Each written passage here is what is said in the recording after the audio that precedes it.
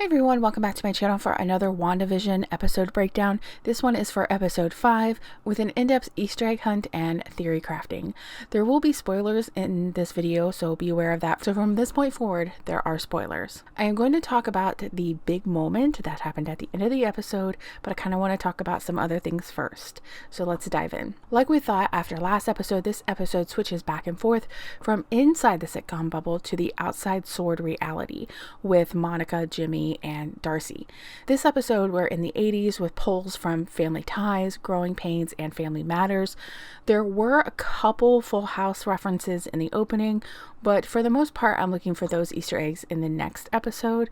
Since Elizabeth Olsen is the sister of the Olsen twins, I do expect something, but I think we'll see more of that in the next episode. We open with baby Tommy and Billy both crying, and they say that this has been for days, but I really think this is actually just a couple hours.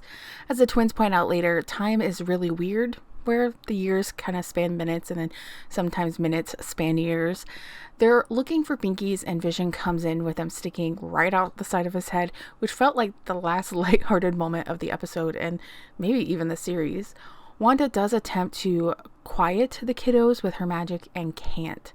Similar to the stork, they are unresponsive to her powers, and this is certainly an important detail that she cannot control them, and Agnes is going to point that out here in just a minute. Vision also mentions reading Charles Darwin's book, The Descent of Man. This could be a reference to Tommy and Billy evolving this episode, or the overall evolution of man, which is a big X-Men theme. Tons of X-Men stuff this episode, and I feel like going forward. Just then the doorbell rings and it is Agnes. She comes in calling herself Auntie A, which was a reference back in episode 2's opening with the poster in the grocery store for kitty litter. I do think that in this episode it becomes increasingly obvious that Agnes is going after these babies, and I think Vision does see her as a threat since he is uncomfortable with her with the twins in the scene, which kind of sets up for that awkward moment we have been seeing in the trailers where she's openly like, should we take this from the top? Basically calling out Wanda for rewriting things. However, this also puts this wedge between Wanda and Vision, and they walk to the side to discuss this, leaving Agnes with the twins, exactly what she wants. In their argument, Vision is concerned about what transpired after he started becoming increasingly aware last episode about these strange moments. Meanwhile, Agnes is spraying the babies down with what she says is lavender and another mention of her dear husband Ralph. Lavender does have some witchcraft significance, but I really feel like this was just an irritant that would push the kids to age themselves up, which they do in a moment. Wanda and Vision only realize this after the crying stops. Agnes, just for clarity, points out that Wanda cannot control these babies. Yes, we get it, Ag. We then jump into the intro, which is basically a metaphor for the entire series. This all comes to life with her bringing back Vision, and even the lyrics say we are going to make this up as we go along. Some of these pictures are of Elizabeth Olsen when she was younger, and then in the last two pictures you can kind of see that they've implanted little Sokovian references. The best ones to me were Vision aging, because it was just kind of like off the wall and totally made up by Wanda. On the outside, Sword is getting their first-hand account from Monica about what was happening on the inside. She describes her experience as being painful, almost an immeasurable grief, which is something she and Wanda have in common right now. I think this is part of the reason that Monica, for the remainder of this episode, takes her side on things. We have to talk about the scan of Monica. It was nothing but light, and you can kind of see where her shoulder is, and they were going to attempt to retake it, but Monica just wasn't having it. This makes us think that Monica has powers now. I don't know if she got them prior to her time in the bubble. It would make sense if this level of CMBR would give her powers and have an effect on her, but then what kind of effect is that going to have on everyone else? In this Sword briefing, we get a lot of information on where everyone stands.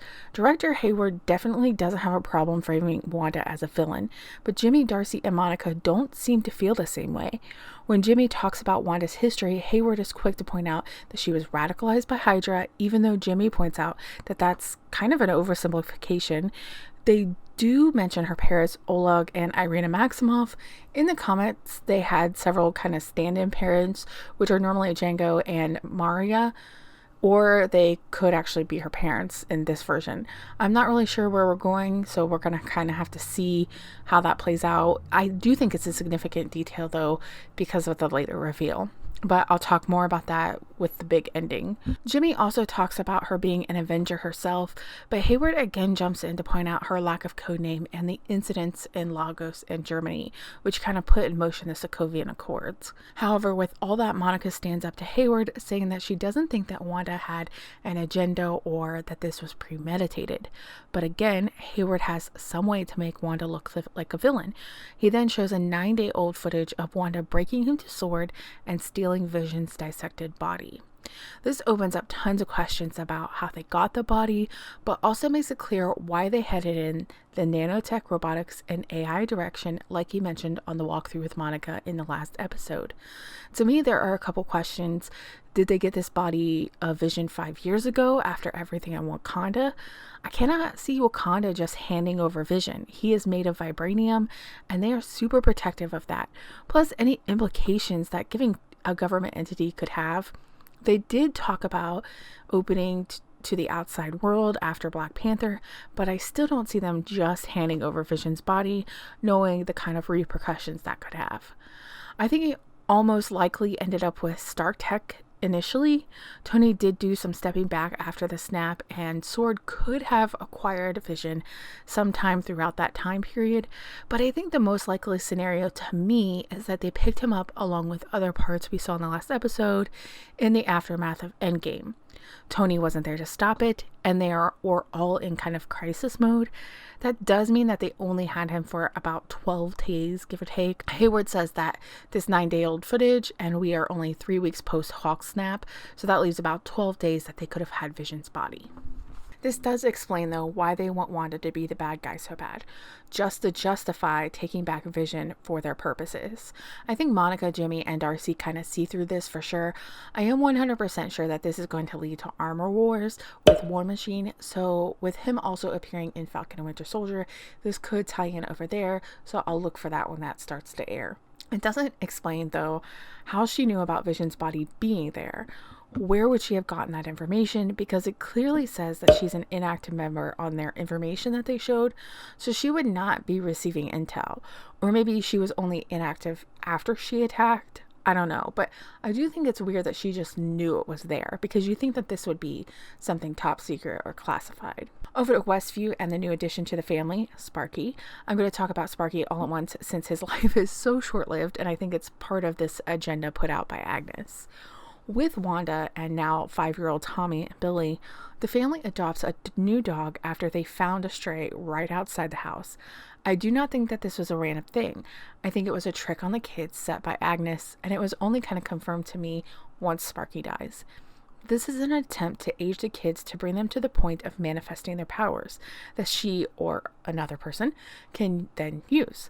The boys age up both when Vision says that they have to be 10 to have a dog, and almost age up again to deal with their grief when Sparky dies.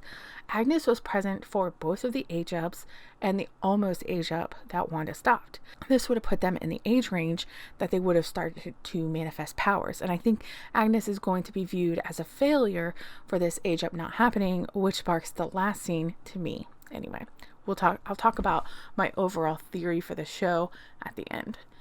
But back to the scene when they first get Sparky.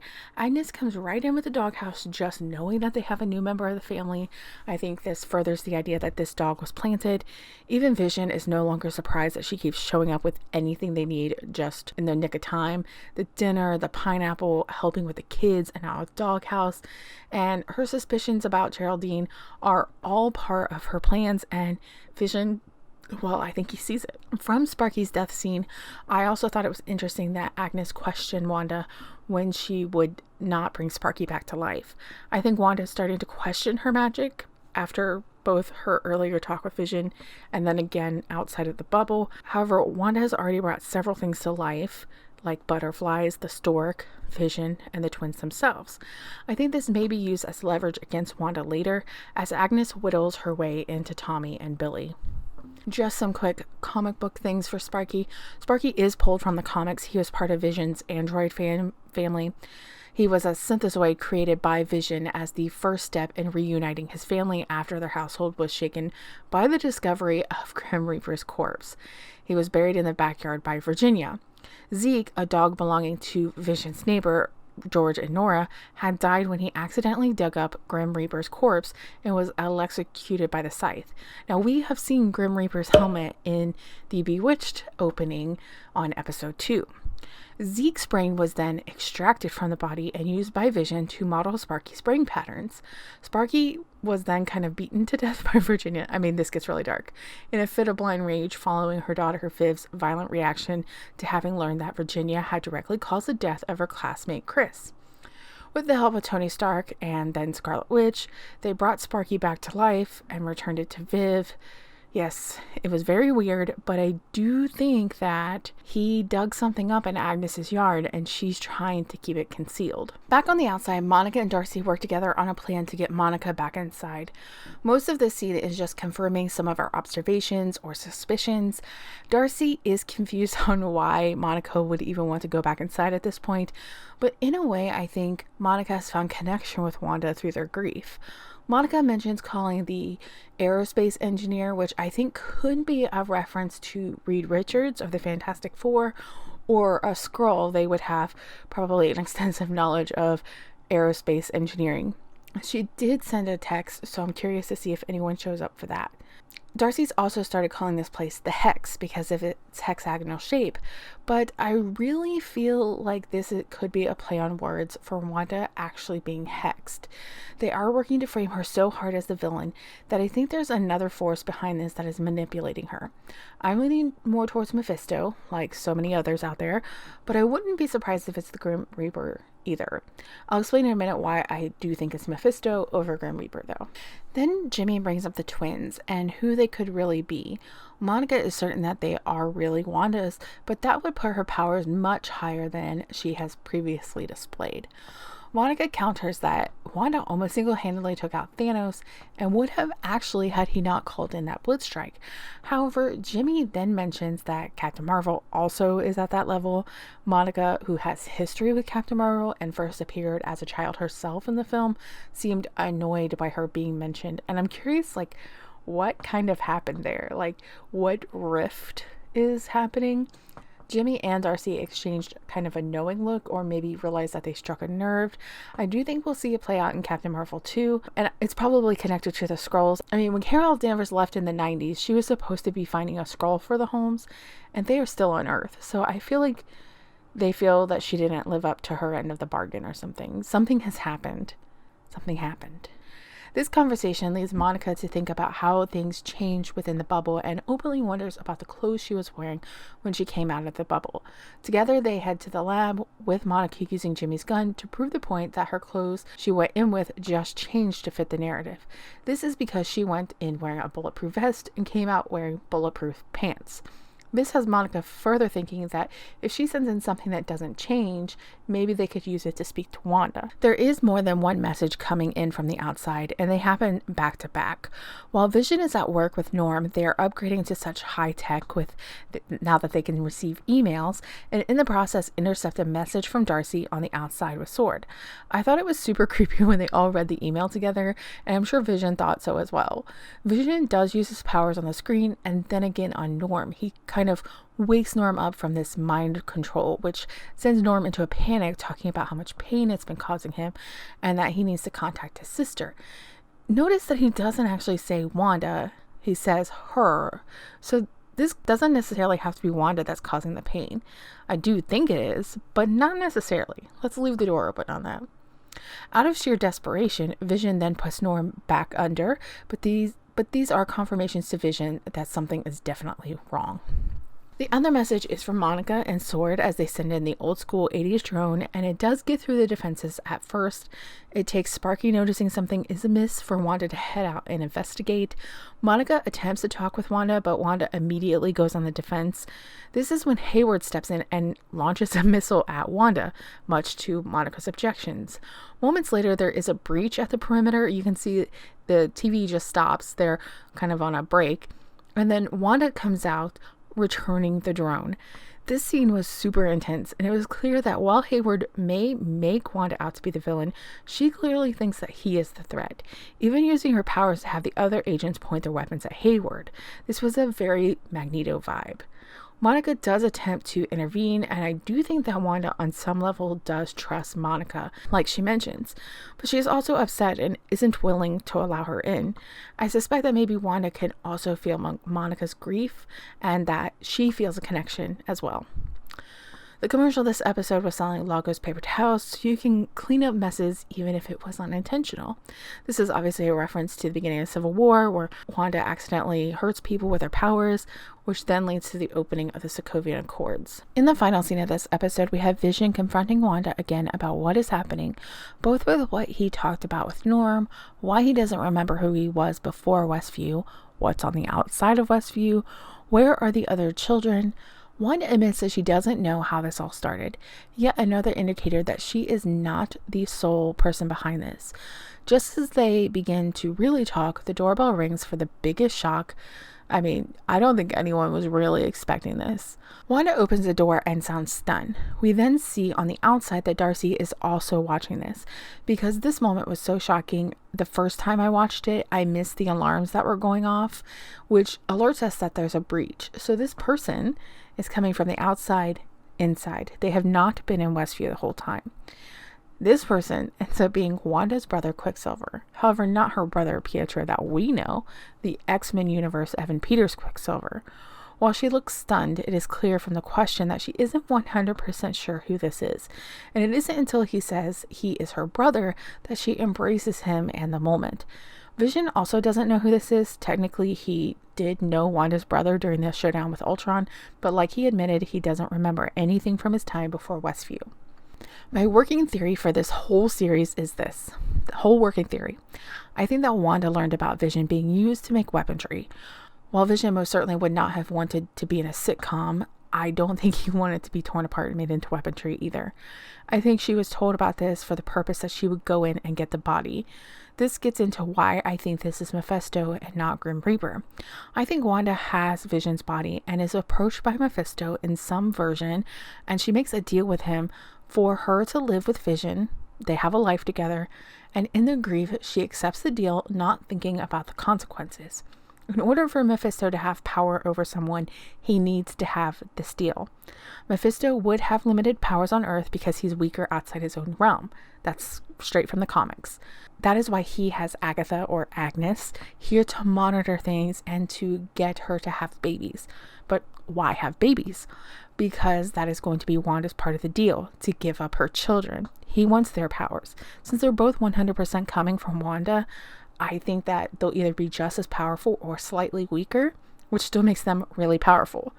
We have already kind of seen Agnes greasing the wheels to get the boys to like her and to distrust Wanda. However, Wanda, in a way, is now losing Vision. He's becoming skeptical, and no matter how hard she tries, he is breaking this perfect life that she wants. Because Wanda was still able to stop the boys from aging again, I think Mephisto recognizes that maybe she needs more push to stay in this life so he can then have the kids. But her brother is dead. If this were the Grim Reaper, he would have been able to bring Pietro back to life, but Mephisto cannot do that. That's not within his wheel of power. Instead, he reaches across the multiverse and finds a different Pietro. It will placate Wanda enough for her to stay here so that he can get his nubby hands on the kids. But Pietro was outside the bubble and is a new addition. Wanda did not know about him being here, and that's why he had the breach alarms when he appeared. Obviously, I'm not 100% sure what's going to happen, but this is the theory that I've come up with based off of the clues given in the show. But I want to know what you guys think. So let me know in the comments below what you think. Don't forget to subscribe to my channel. If you want to check out my podcast, you can find me on Apple, Google, or Spotify under Mayday Maggie. And then I post daily on my blog at www.maydaymaggie.com.